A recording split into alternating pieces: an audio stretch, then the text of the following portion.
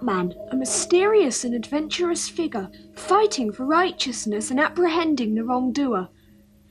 In his long battle against the evil forces of society, his identity remains unknown.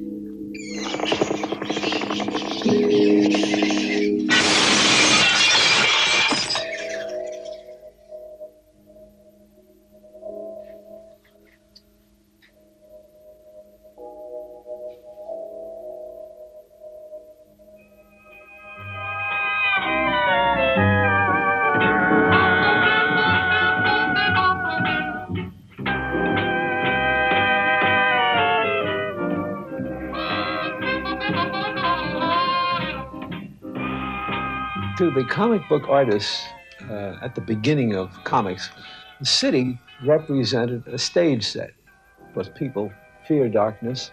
Light represents safety. Darkness, of course, represents danger. And so there is nothing more frightening or threatening than a dark alley or a shadow falling across someone's face.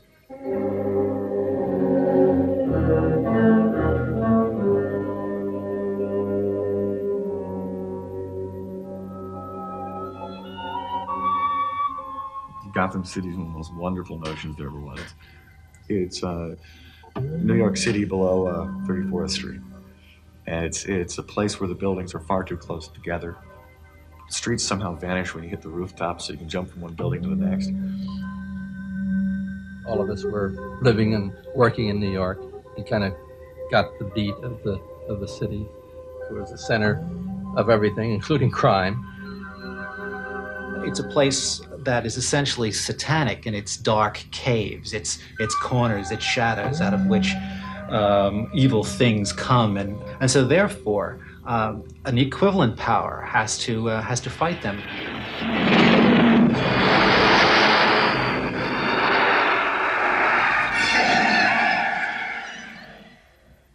Everything with these characters, the heart of them is always wish fulfillment, and it's almost always a mistake to think of them as human beings.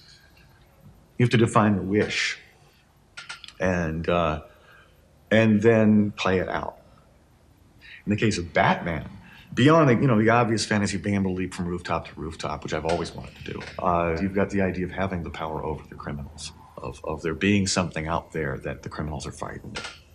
The source of the Batman as a character has been argued for many years. The people who actually created him, Bob Kane and Bill Finger and Dick Sprang and people like that who drew him, most of them talk about The Shadow. Now, The Shadow was a very, very popular American radio program in the 30s and 40s. In fact, Orson Welles was the voice of the first Shadow.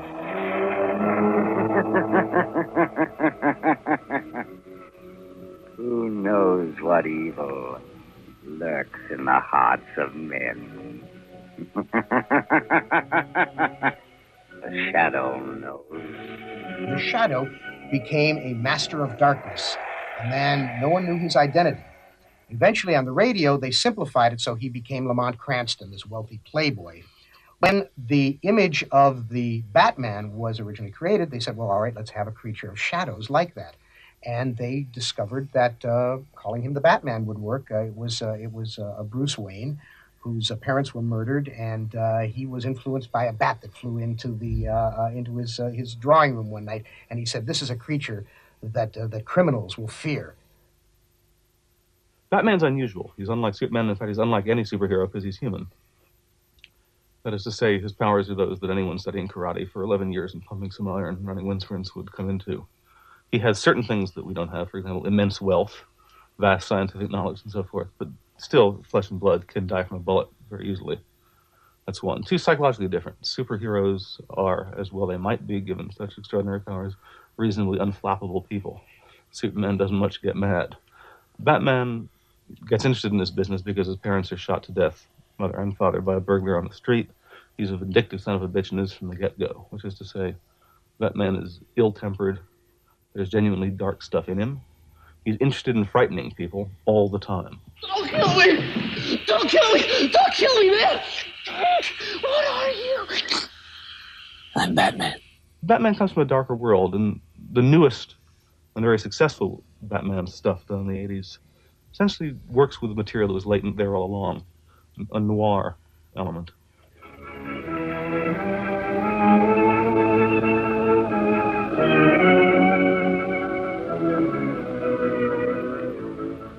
We had just came out of the 20s and 30s.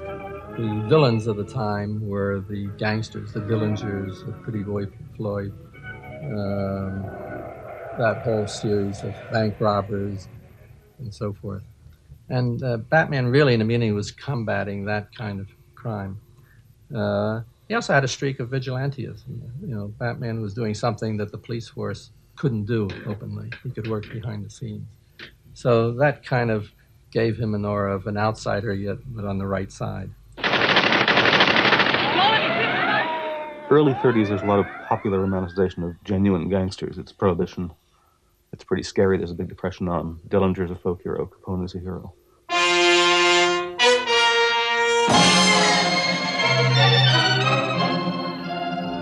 I think that Batman, along with a great number of other comics, are an attempt to render the forces of order heroic in a period where the forces of insurgency had become a little too heroic for everybody's comfort.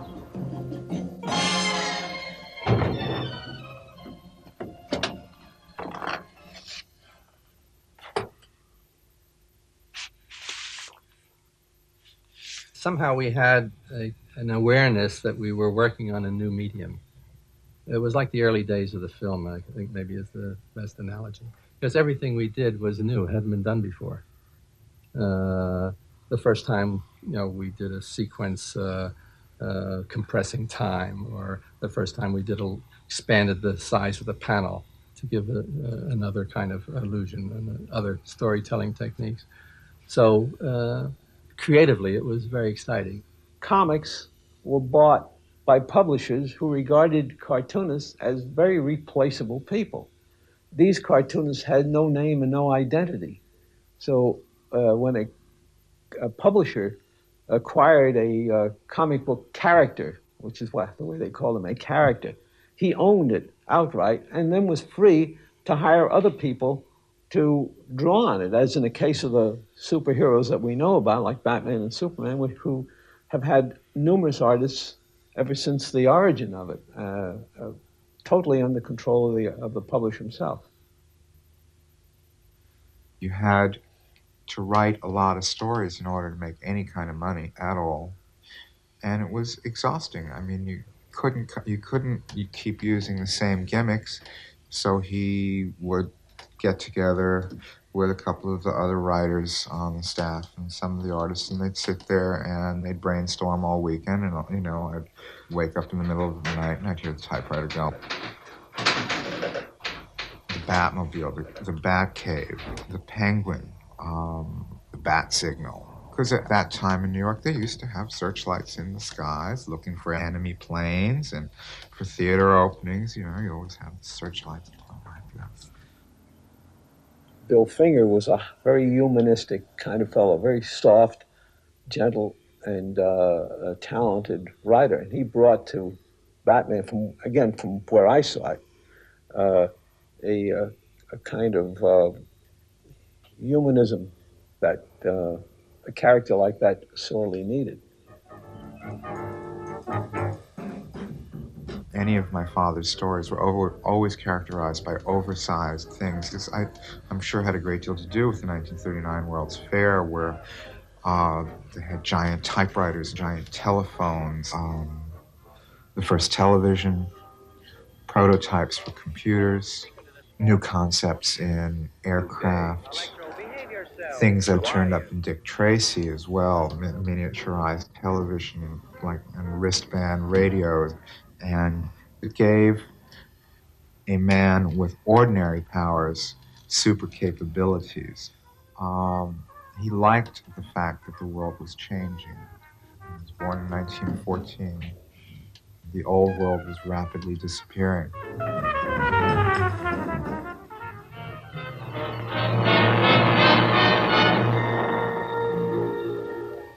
High atop one of the hills which ring the teeming metropolis of Gotham City, a large house rears its bulk against the dark sky.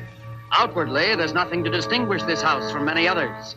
But deep in the cavernous basements of this house, in a chamber hewn from the living rock of the mountain, is the strange, dimly lighted, mysteriously secret Bat's Cave, hidden headquarters of America's #1 crime fighter, Batman. Yes, Batman, clad in the somber costume which has struck terror to the heart of many a swaggering denizen of the underworld. Batman, who even now is in the plans of a new assault against the forces of crime. A crushing blow against evil in which he will have the valuable aid of his young, two-fisted assistant, Robin, the Boy Wonder. When I came into the studio, Bill and Bob were already talking about adding a boy. The only thing that I added was the name, because they were thinking of various names like Mercury and some mythological names, and none kind of struck me. We had maybe 30 names. And I finally suggested Robin. I've been accused because my name is Robinson, that it was, they go with me, but that was not so. I was thinking of Robin Hood. And when we designed the costume, as you'll see, it's a variation of the classic Robin Hood costume. And I remember I added the little R signal on his vest, which corresponded to the bat symbol on Batman. I think what they were trying to do was appeal to kids. You know, you got to remember that the whole model for everything was Superman standing there with the big American flag behind it. You know, truth, justice, and the American way. So when they put this cape and they made Batman look evil, I think they had to say, well, we got to make him safe now. We've made him look from the dark side. We made him look a little evil. We made him this anti-hero. How can we get the kids to go along? We'll have him have a sidekick who's a young kid. You know, so show that he has a relationship to young people or something like that. But of course, you know, then everyone thought, what's he really doing with Robin? I wonder, I love you. Holy Guadalcanal, Batman. What now?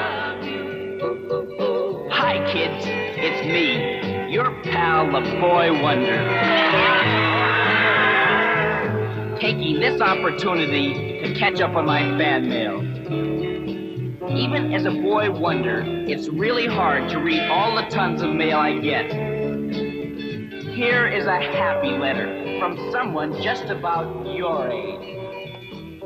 Dear, cute, wonderful, fabulous, magnificent, exquisite Boy Wonder, a cold chill runs up my spine every time I see you sock up Bill. Come in, Mike. Please sit down.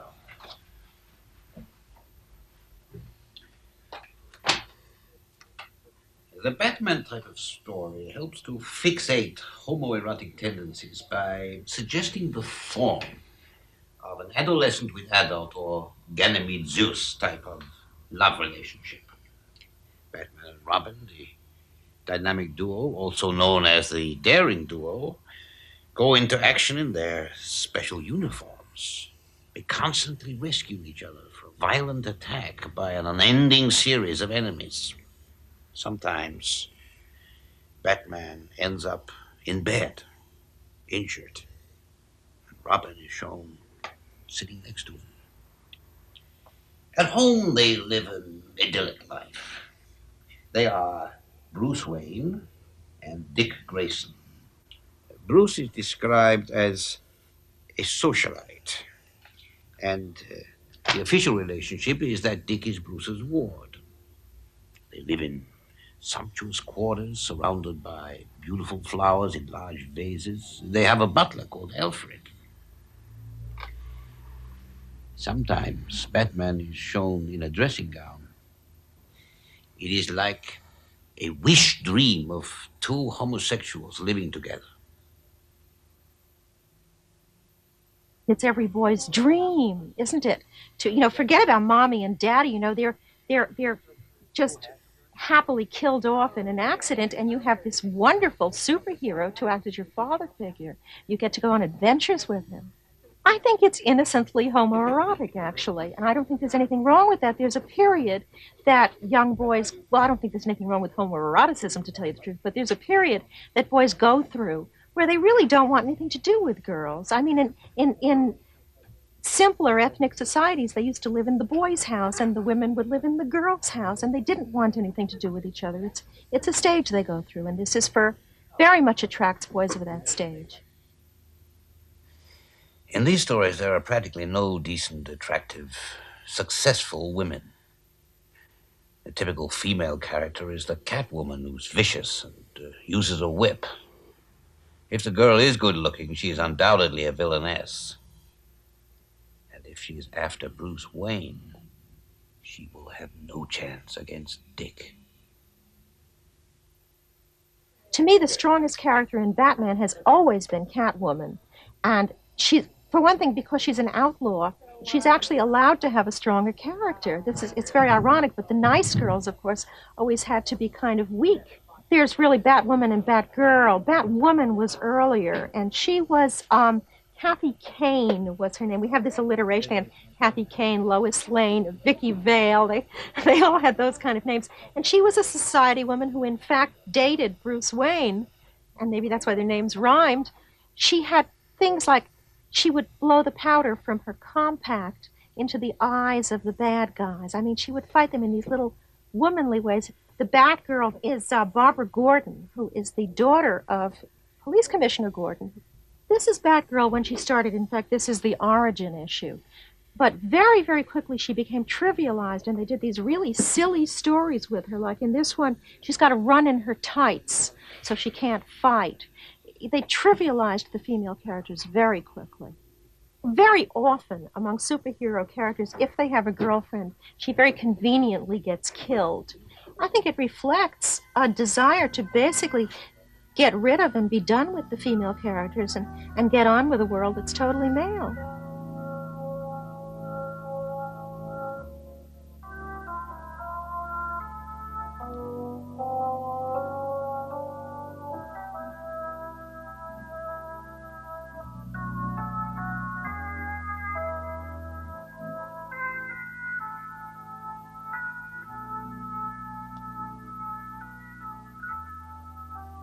American heroes can't have mature relationships. It's in the nature of the beast.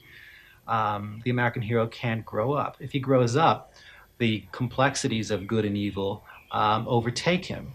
Women represent these complexities. Society, which women bring to the American hero, confuse him. So it's far better to withdraw from women and to keep the issues of good and evil very clear and separate.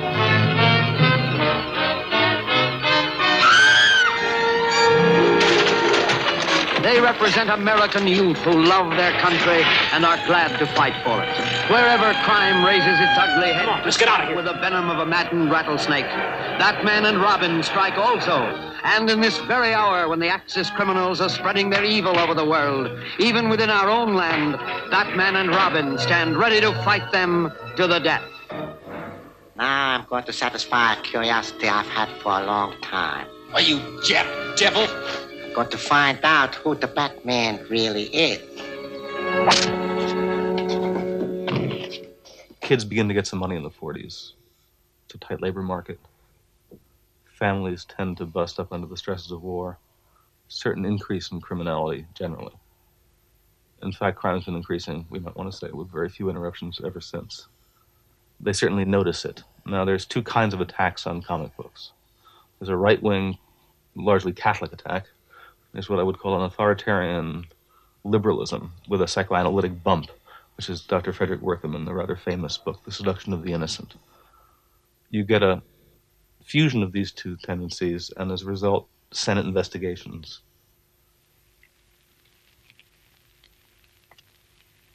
In this comic book is a love story, a boy and girl in love.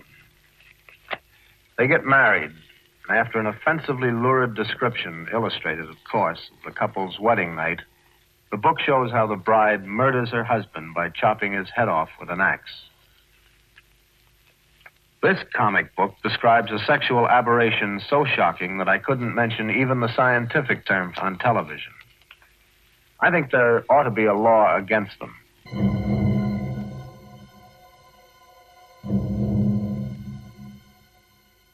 The effect of this is to produce a kind of hysteria about comics very much like the hysteria about television in the 60s and 70s, and to some degree about crack now, which is to say, a tacit assumption that without some gross, novel, disturbing element from without, kids would be different. But they're not reading anything constructive. They're reading stories devoted to adultery, to sexual perversion, to horror, to the most despicable of crimes. Horror and crime comics upset kids. I'm not talking about any subtle distortion of their emotional makeup.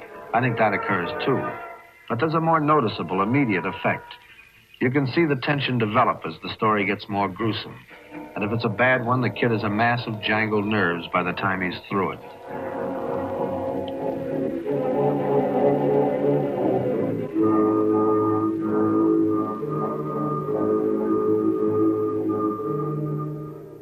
Now, the effect of this was to elicit the threats of legislative action, and in turn to get a self-regulating cartel going.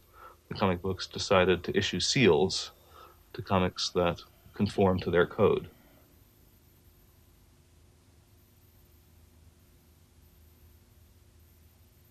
Most of the basic assumptions of comics up until the past 2 years were all pretty much set in the 40s, and then thoroughly castrated in the 50s.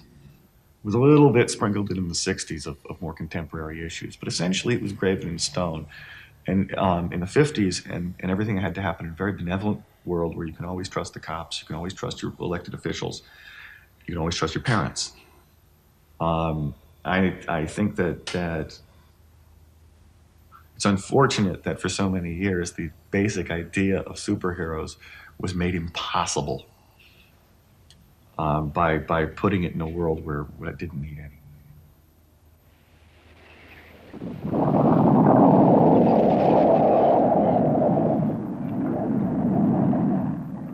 What happened in the late 50s is that science fiction elements crept in, I think quite explicitly in response to Sputnik. Sputnik was the Soviet satellite that gave Americans a tremendous math and science panic. So Batman deals a lot with mad scientists, renegade scientists, X-rays, Y-rays, Z-rays. In the 50s, everything got a lot more optimistic. There was a belief in traditional values, which does not square very well with a guy who hides his face and runs around after midnight.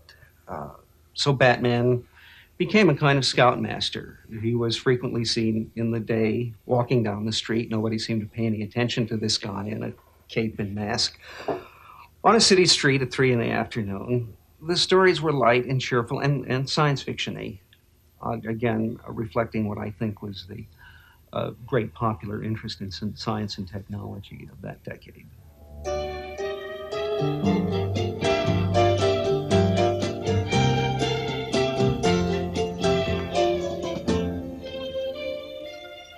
DC Comics, which were what Batman and Superman were in the 60s, I thought, quite dull.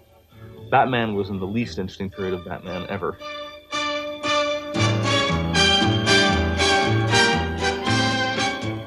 It's not a period in which people in American middle classes, American suburbs, feel particularly menaced, the early 60s.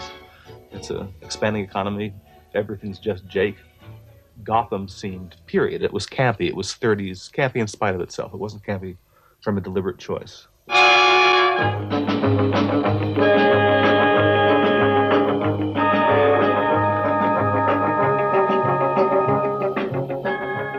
A very simple idea, very simple idea, which was to so overdo it that it would be funny.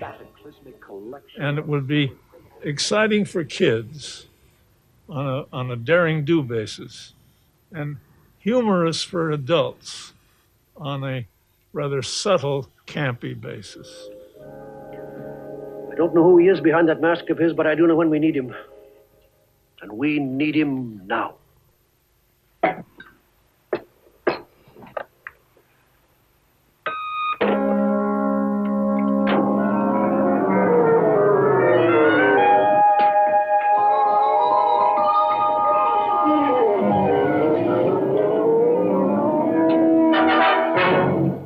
We had deliberately put one line in the pilot script that really was the key to whether or not this was going to be funny to adults. If you remember, Batman comes into a nightclub in his silly outfit, and the maitre d' comes up and he says, "Ringside table, Batman?" And he said, "No, I'll just sit over here. I wouldn't wish to appear conspicuous. Well, you know, if you don't laugh at that, you're never going to laugh at anything. Stand clear.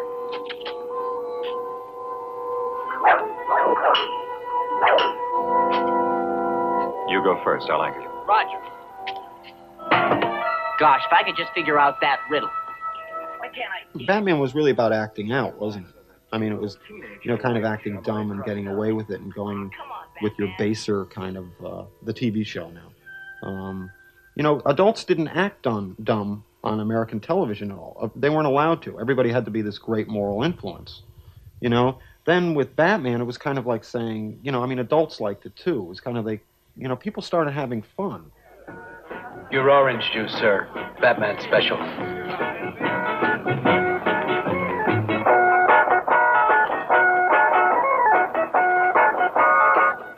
I accept your invitation.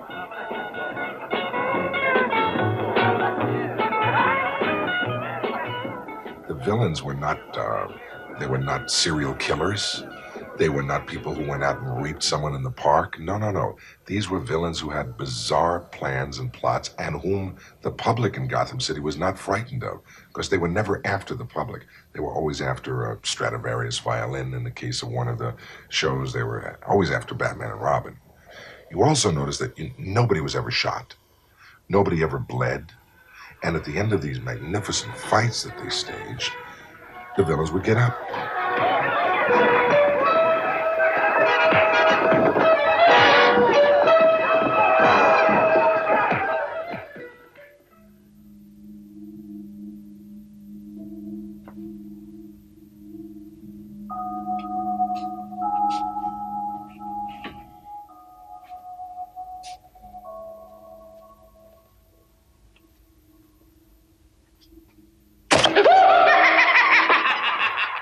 My main idea about the Joker was to have a villain who had a sense of humor, which is kind of a contradiction. All the villains were very straight. You know, they were all bad. You know, there was no immediate ground. And so this gave them another dimension, which I think made it exciting.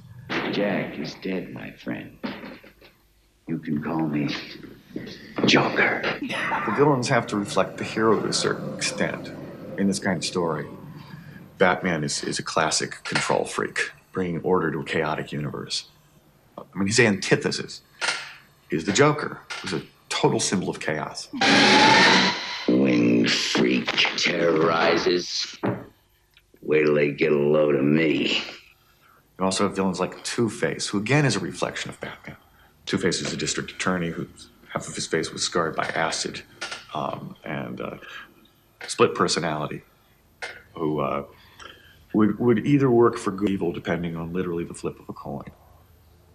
Again, someone pursued by inner demons.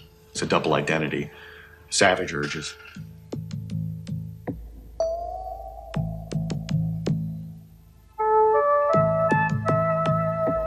Robin was a victim. You could tell Robin was a victim all along. You knew Robin was going to die. I mean, you knew Robin could never fill the shoes of Batman, right? I mean, he was always going to be this... Everybody hates second place, you know? I mean, he was always going to be second place. Dick Grayson had a falling out with Batman, went off on his own and became Nightwing, and became the leader of his own group of superheroes, the Teen Titans, which for a long time was DC's most popular book. New Robin was Jason Todd, who was a street kid who stole the hubcaps off the Batmobile. And Batman followed him home, was really intrigued by a kid who would have guts enough to do that, and found an orphan, and eventually thought that the kid might be a good successor to Dick Grayson. The kid didn't work out very well, I'm afraid. That happens now and then.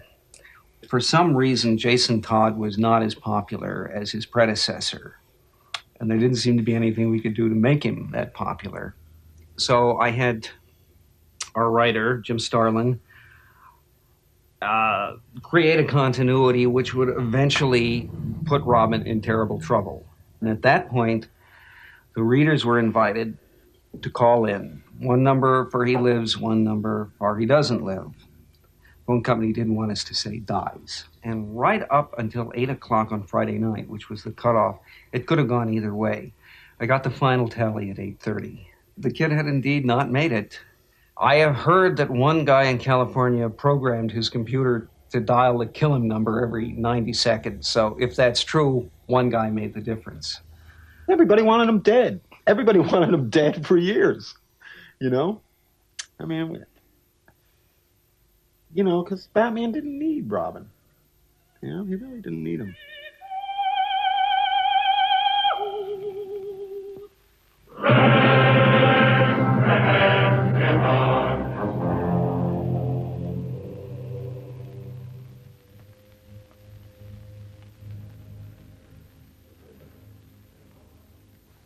I felt that there was no way to really do Batman without addressing the fact that, you know, at least at the start of the story, he's an anachronism. I mean, he's like Zorro. There's something very antiquated about the whole notion, and the effort of Dark Knight was to revive it. It wasn't to bury the idea, and it wasn't to kick it around the block a few times, or do an autopsy. It was to make the idea work in a modern context. In the 80s, artists like Frank Miller said, let's actually create a completely 80s reality that's recognizable. People are watching TV shows, they're living in cities you've heard of, they're facing nuclear crisis, there's famine around the world. And as soon as you do that, the figure of Batman becomes far more interesting, because he then isn't living in a timeless world. He's actually living in a world where his actions have consequences. We got the idea to do a 55-year-old Batman about a year before I actually started the book. The idea had just popped into my head that what if the character was old as his legend? Part of the Batman myth to me that's always appealed to me. When I was a little kid, Batman was about 30 years old. Now that I'm 32, at the time I was 30, Batman still had to be at least 20 years older than I was for me to accept him as the stern father.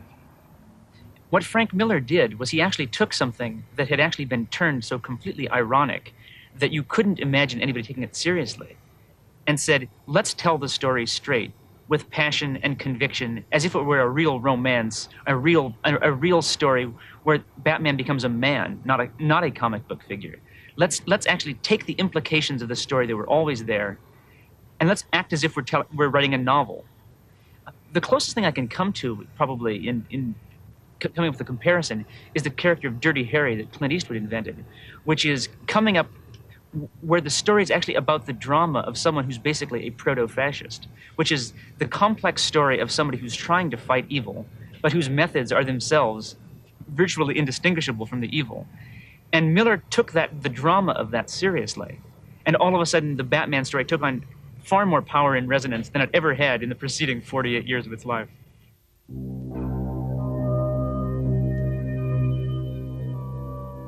What makes the new Batman so impressive is that everybody now has a more lively sense of how terrifying cities are. They know that cities are violent. They're much less optimistic about the kinds of people who live in cities.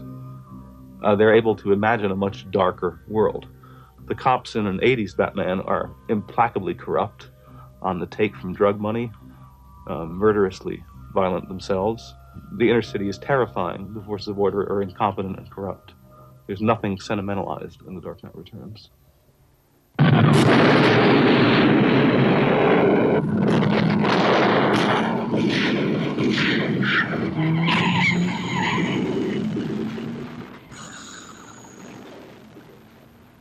It's a place that's been run by extortion, crime, and violence, as long as we can remember, and that's been the scenario.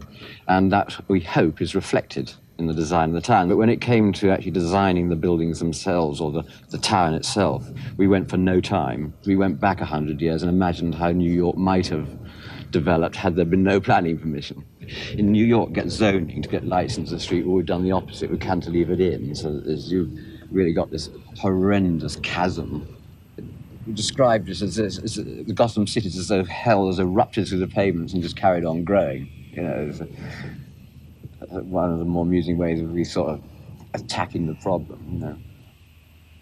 By the time we reach the Batman of the movie, Batman has actually gone through lots of transformations, and the interesting thing with the movie will be to see whether or not they actually keep the 80s sense of him, or make him into a guarantor of law and order, the ultimate policeman of the status quo.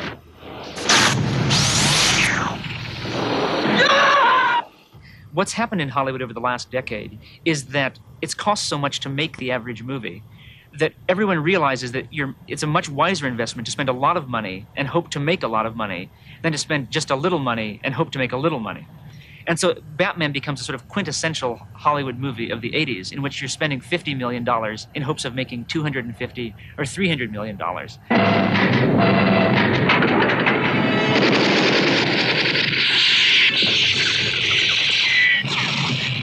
Vicky Vale. Bruce Wayne. And what do you do for a living? Lieutenant, is there a 6-foot bat in Gotham City?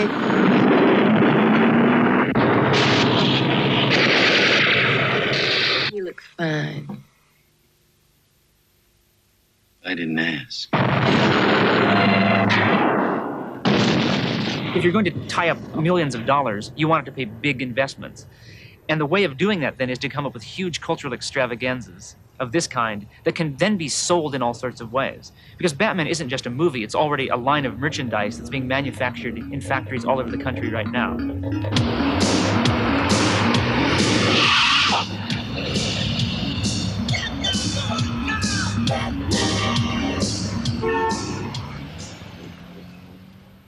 Artists had no equity in what they did.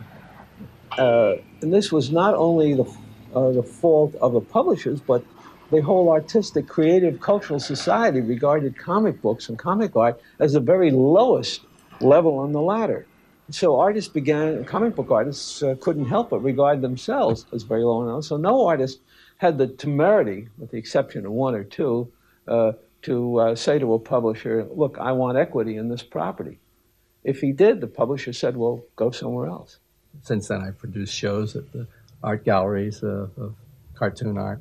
We never thought of it in those terms, or I guess we would have saved all the original work. And most of us then were very unaware of the nuances of protecting our work. Unfortunately, we just didn't think about it.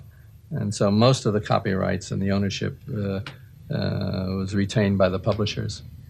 But anything we didn't specifically ask for back was destroyed, unfortunately. Now some of them are invaluable. Because it was a popular medium, it was denigrated. Because it was not in the great tradition of Western literature, you see, it was thought a throwaway form, which is why comic books today are as valuable as they are. Because mothers would literally take the comics out of their kids' hands and say, this will rot your brain, and they would throw them away. Michael, what are you doing down there?